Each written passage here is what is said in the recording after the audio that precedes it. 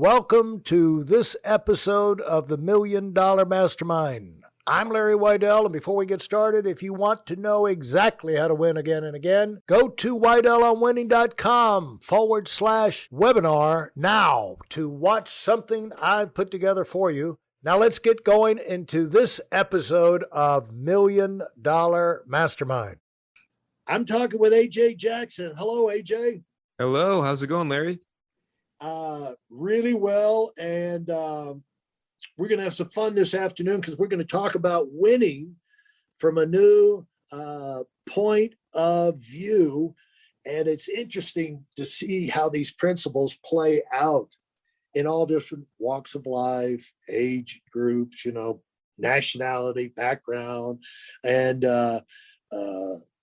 AJ's from the music business, and he is one of the things that he's done. He's been a musician. And are you the lead singer or lead guy? And the band is called Saint Motel. Is that right? That's right. So we were asking around the office about you, Uh-oh. and it turned out that you were the favorite band of someone in our circle, believe it or not. Oh, cool. And, the office is in Athens, Georgia. And so, they said, oh, yeah, that's my favorite band. So congratulations. Thanks. Well, whoever that is sounds like they have impeccable taste. So good thing they're in your circle.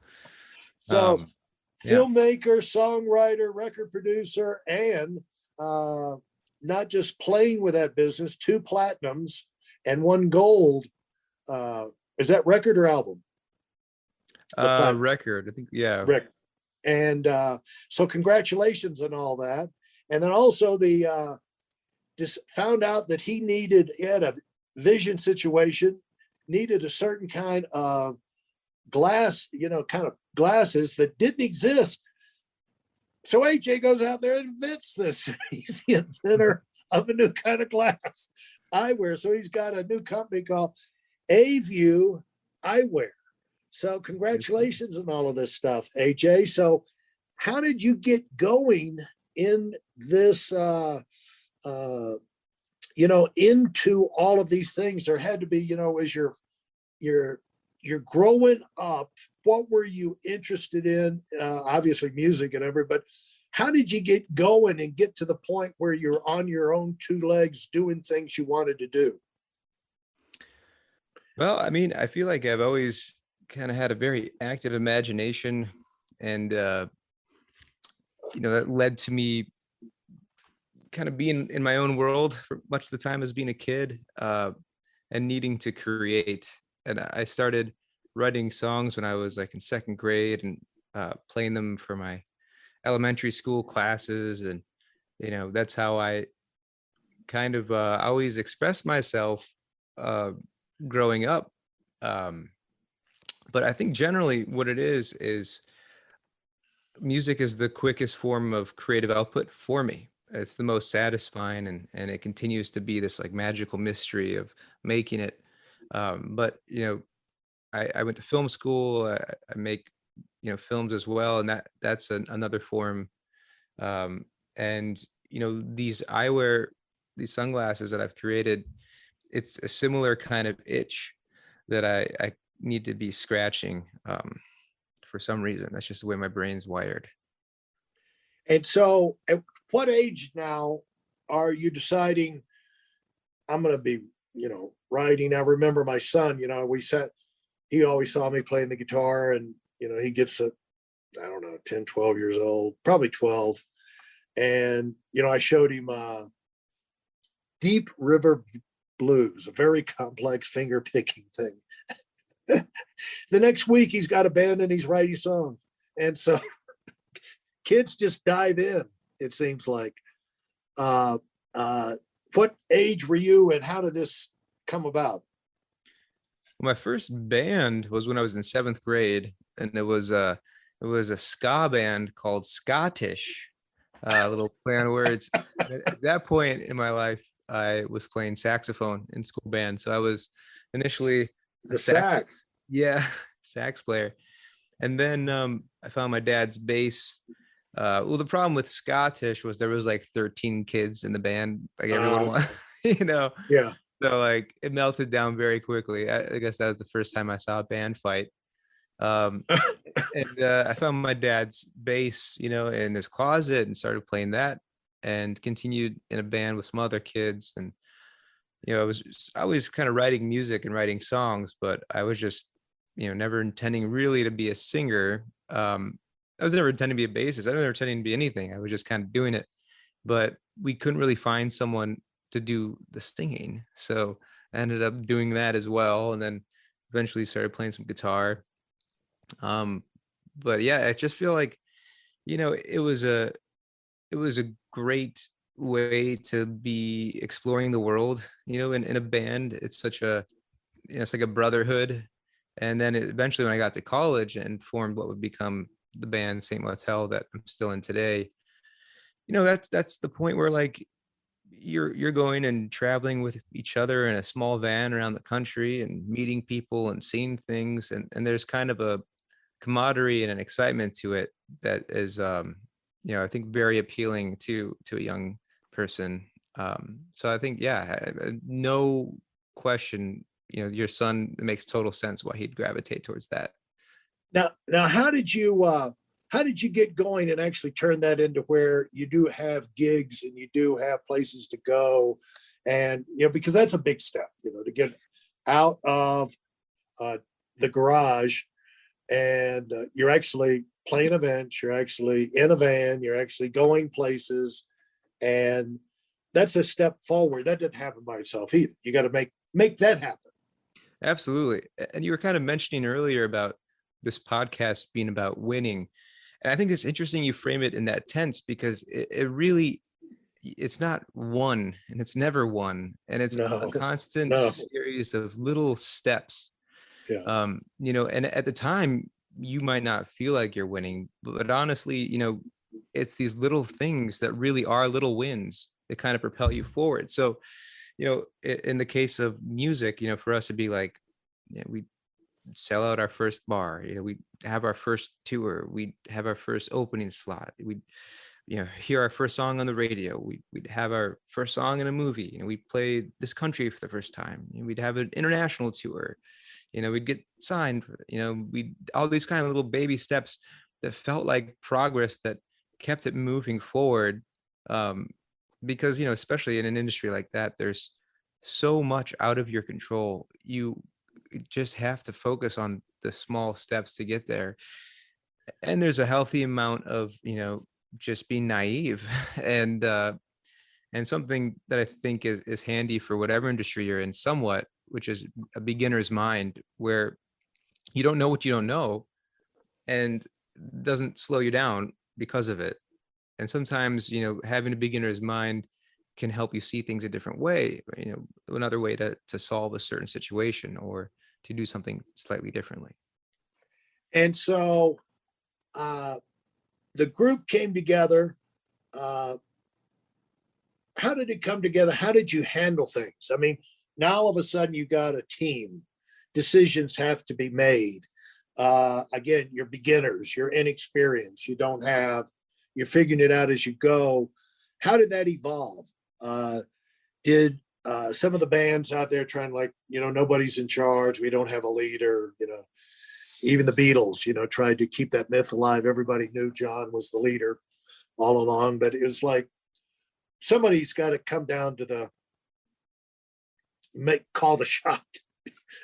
Yeah, I think with my band now, everyone kind of has like a strong suit, and for the most part, I guess the reason the guys they just trust me to be leading the band, because I just have a crazy set of ideas all the time, and uh I'm just excited about it. But I mean, being in a band is being on a team, um and to develop that certain amount of trust and comfort with each other takes a long time. And in our case, it took a long time of petty squabbles and being angry on the road, or seeing someone through that's sick, or going bailing someone out of jail. You know, like there's these things that slowly kind of bond you together.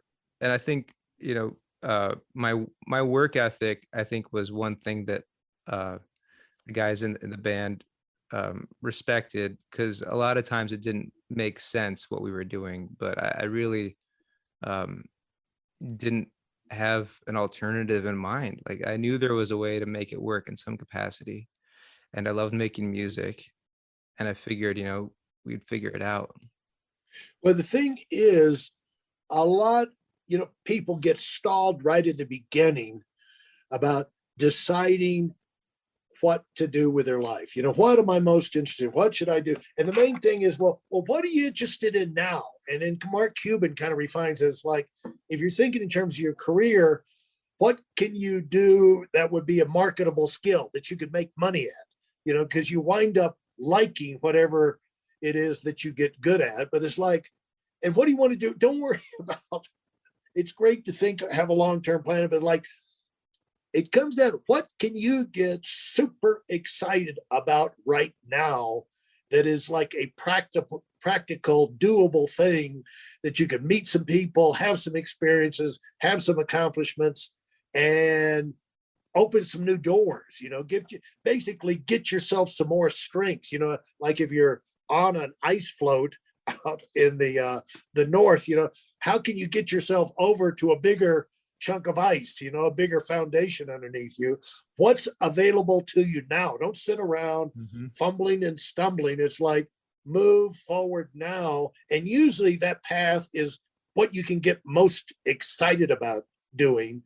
And what I'm hearing from you is that's what you were following. You had your mind was spinning, and you were gravitating to the things that allowed you to be creative and allow you to try things and get an idea in your mind and try and bring it to reality. And so chasing that excitement is a real good idea for people to have to get going, because sometimes you're getting going and you're young, but sometimes you need to get going at 20 years old, 30 years old. You can be 60 and need to get going again, And Yeah. so talk about that. Hey, listen, there's a lot of information online, but there aren't a lot of people who've actually done something.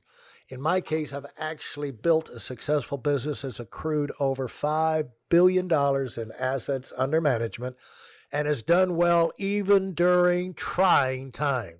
Now, if you want to know exactly how I've done this, go to whitelmwinning.com/webinar now. I've compressed a decade of learning into 5 short weeks just for those of you who want to give yourself an incredible advantage and are tired of waiting and watching others move up.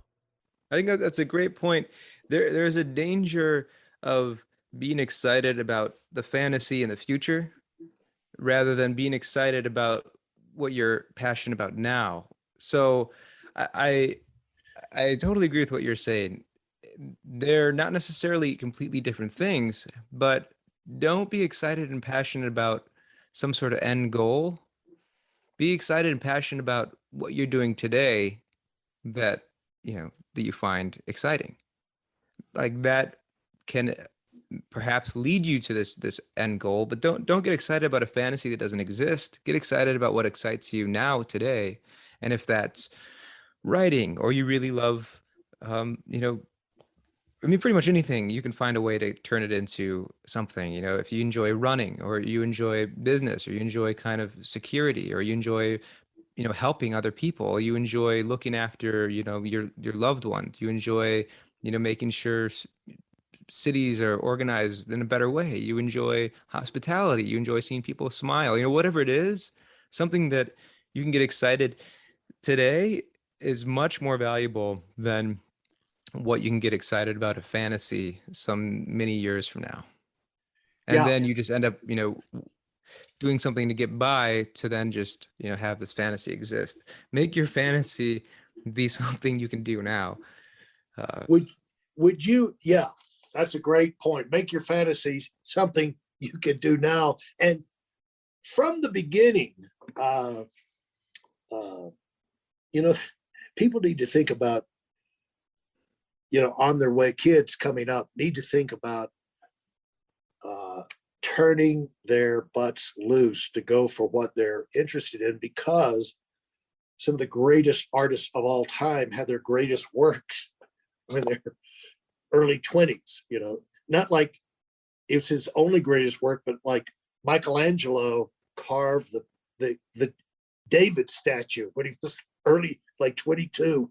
He did, I don't know if you've ever been to the Vatican in Rome, but over the right-hand side, they have the Pietà, which is just unbelievable that someone carved that. He did it like 21 years old as a sculptor. It's like, are you kidding me? And so people like Van Gogh died at 34.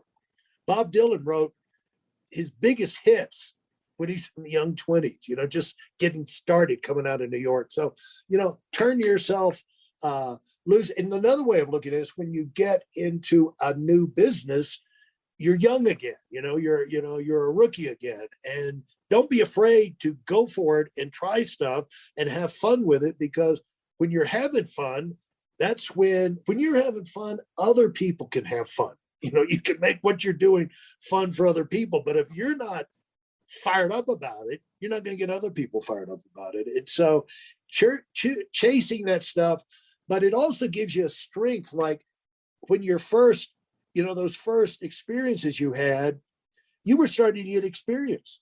You were starting to learn how to get ideas and make them happen. And that gave you your own education in terms of running your life right from the beginning, just by reaching out and trying stuff. And do you feel like that's an accurate representation of your early years there? Well, I mean, I think there's, one thing to be said for that. Absolutely. When you're, creating these accomplishments when you're young, but it's at the same, time, look at Genghis Khan. Didn't even start conquering the world until he was, middle-aged. He spent most of his life Right. just unifying the Mongolian Empire. Yeah.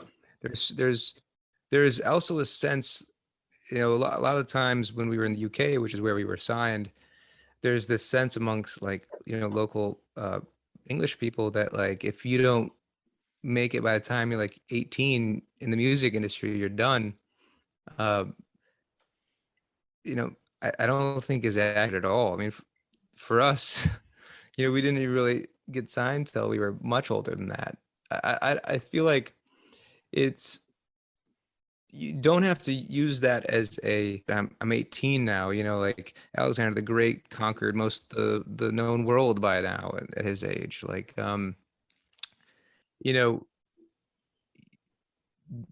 use it maybe as a motivator. Don't use it as something to get you down, because that's the point honestly, right there. like, I was just watching Harvey Milk on the plane, the movie Milk, on the way back from New York 2 days ago, and he's a great line. When he just turned 40, he's like, man, I'm 40 years old and I haven't accomplished anything with my life. And then look what he did for the next 10 years of his life. Yeah. So I mean, there's no point in your life where you can't do something the same way you can when you're young.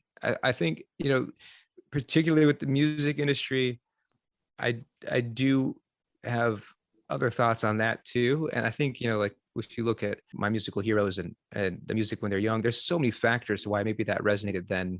And then there's a lot of factors, I think, when you grow up and when you start a family and when you have other things going on and all these kind of other things that kind of you maybe don't have when that's everything you live and breathe. That there's so many factors in the artistic side, but the artistic side is a very strange one, and the fact that no one really knows where that song comes from. No one knows the way you're painting this painting. There is a bit of a mystery to it, and the muse, so to speak, can enter and leave whenever. It could be a whole year she's there, a whole year she's gone. Yeah. I think something that excites me as an artist is looking at people that go through periods or go to different places, or like David Bowie or Picasso, or someone that will have like a certain segment their life for the next creative project. Our last album that just came out, the original motion picture soundtrack, I wrote the whole thing with a new kind of concept. I wanted to go to this cabin in the mountains, and I wanted to leave it behind at night.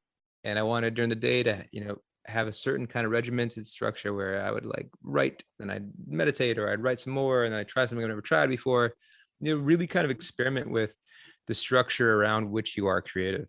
And so then, when the pandemic struck, and I really kind of dove into this eyewear company and took it from an idea that was on a sketch pad that I've always kind of thought, man, this would be so cool if it existed.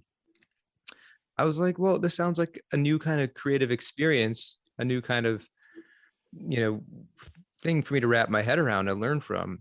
And so then, that kind of is how it was birthed, in a whole new world of creative challenges and exciting things came about because of it. Absolutely. And the point is that anytime in your life you can launch a new phase. And, the perfect example, Colonel Sanders, Oh, yeah.